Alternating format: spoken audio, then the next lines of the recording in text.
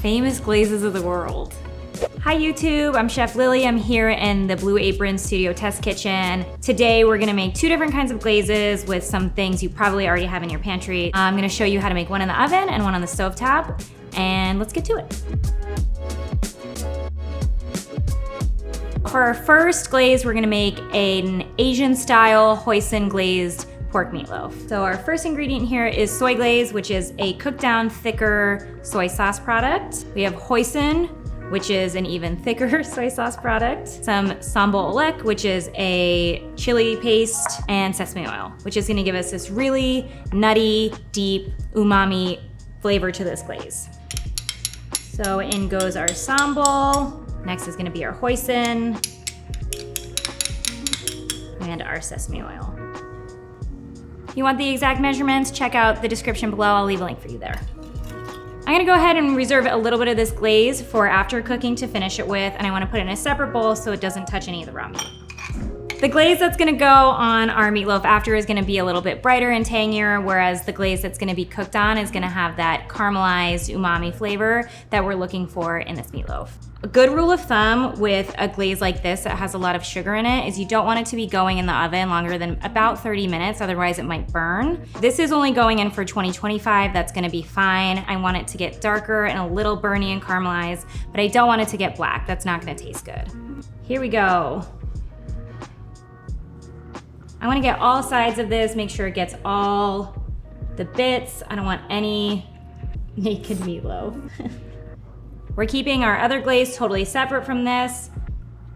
No food cross-contamination in this kitchen, or yours. This is a beautiful Bob Ross moment. This is ready for the oven. Let's go pop it in. While that meatloaf is cooking, we're gonna get working on our second glaze. This is going to be a hot honey butter glazed chicken. When we cook chicken in the pan, we're not gonna get that really oven caramelized flavor. We're gonna have more of a glossy finish, especially when we're finishing the sauce with butter. It's gonna be different, but not necessarily better or worse, just different. While I make the glaze, I'm gonna go ahead and get my pan nice and hot. So I just have this on a medium-high heat. I'm gonna get my mixing bowl, and I'm gonna put in, this is vegetable demi-glace, which is basically a reduced vegetable stock. Hot sauce. I like one that's vinegar-based, anything will work, and honey. I'm gonna add 2 tablespoons of water. Hot sauce and honey, super classic flavors. You might recognize it from hot honey chicken. You've seen it on our Blue Apron hot honey pizzas. It's one of my favorite combinations. The sweet really cuts through that spice, so even if you're a little sensitive to spice, you might still like this one. We have our glaze all mixed up. I'm gonna go ahead and put some oil in my pan.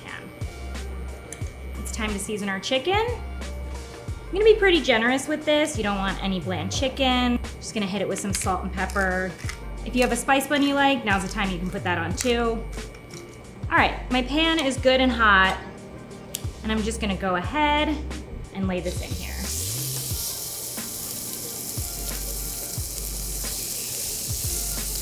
This chicken's gonna go about 5-6 minutes on the first side. I'm gonna flip it, cook it 4 to 5 more. I'm gonna add the glaze for just the last minute or 2 of whatever I'm cooking. We really just wanna get it and get it glossy on there. We don't want it to cook in the pan for too long. All right, I'm ready to flip our chicken. The second side of this chicken is gonna go about 5 more minutes. It's a great time to just clear off your station and get ready to glaze. All right, my chicken's about a minute out from being done, so I'm gonna go ahead and add the glaze. This is the hot sauce honey demi mixture we made earlier. And my butter. The butter is gonna emulsify in this sauce and make it really glossy and thick. It's also gonna kind of mute out some of those high tones of the hot sauce. It's gonna cook down a little bit, get a little sticky and thick. And we're just gonna keep spooning. I want to be able to see that this is bubbling. I want to know that it's cooking off and reducing. That's going to give it that glossy, sticky, sweet flavor. And keep spooning. All that sugar in the honey is caramelizing. The glaze is getting nice and thick. The liquid is cooked off. I can tell because it's sticking to both the chicken and my spoon that it's a consistency that I like. So I'm gonna go ahead and turn the heat off. This is good, we're in a good place. And I'm gonna get this off the heat. gonna let my protein rest for a minute so it doesn't lose all that delicious juice. I'm gonna save all of this glaze in the pan to serve over it after it's sliced. I'm gonna serve it with a little tomato and snow pea salad, which is gonna really deliciously complement these flavors. I'm gonna go ahead and slice my chicken. I'm only gonna plate up one of these because I'm dining solo today, but the leftovers will be great tomorrow. And I'm gonna serve this with a little bit of the glaze from the pan, which is now super sticky and delicious.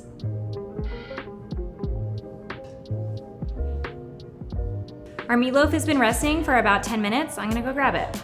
Here it is, it's firmed up. It's cool enough to handle. So I'm just gonna take it off the sheet tray with a fish spatula, which is gonna loosen up anything that's stuck to the bottom. So as you can see, our meatloaf, the glaze has really transformed. It's a lot darker in places. It's a little caramelized and crispy in little places. It's a totally different sauce than what we started with. I'm gonna go ahead and slice this. I always like to slice about the width of something that would be very good on a leftover sandwich. That secret is yours to keep. We're gonna serve this with just a platter of seared bok choy. Thank you. Which is gonna be a nice green vegetable to have with this really rich umami meatloaf. I'm gonna finish this with our reserved glaze from earlier, which is gonna give us a fresher, punchier note than the cooked glaze. Let's dig into the meatloaf.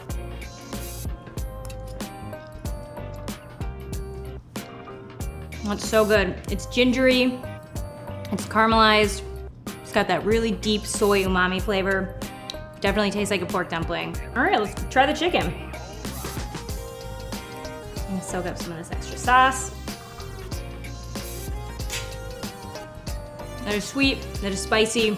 It's got a ton of vinegar, it's so bright.